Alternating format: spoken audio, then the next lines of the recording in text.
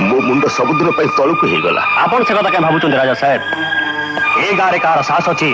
आपण मुह उपर किसी कहीदब मुह उपर सीना कहबेनी हेले पचर तो कहबे गोटे बापर पारि रंजीत बुझुची राजा साहेब बुझी पारुची ना रंजीत ना तुंड बाई सहस्त कोष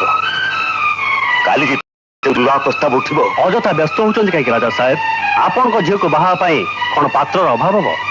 जड़े तो आपण आखि सामने अच्छी हाँ आपण जदि किसी खराब न भावती ताहले मु बुबी को बाहा को राजी अच्छी अजथा चित्कार करतुनी राजा साहेब मु बोली बुबी को बाहा को राजी होची नहले बुबी जमती अजना पुरुष सहित राति पर राति कटई चलती किए जाने से को अवस्था थी तेणु मो छड़ा बाहा कहीं राजी हम कुकुर अंठा खाई मत पुणी से अंठा खाई आसी बोली तो आज अन्यर अंठा खाया को राजी अच्छी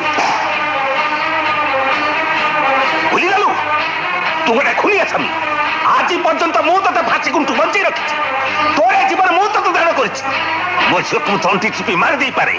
हेले तो भली गोटे शैतान सागरे ता विवाह असंभव ना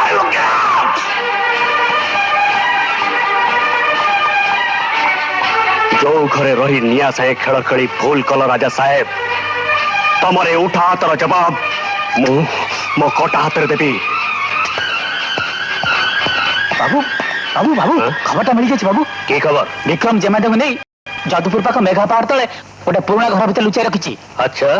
हाँ बाबू खबरटा एकदम पक्का भीतर कड़े हो राजा साहेब को खबर दवाई खबरदार तांको कान को जमती कथा न जाए बुझलो हाँ शुण भीम और मकू को नहीं तू विक्रम बुढ़ी माँ को उठे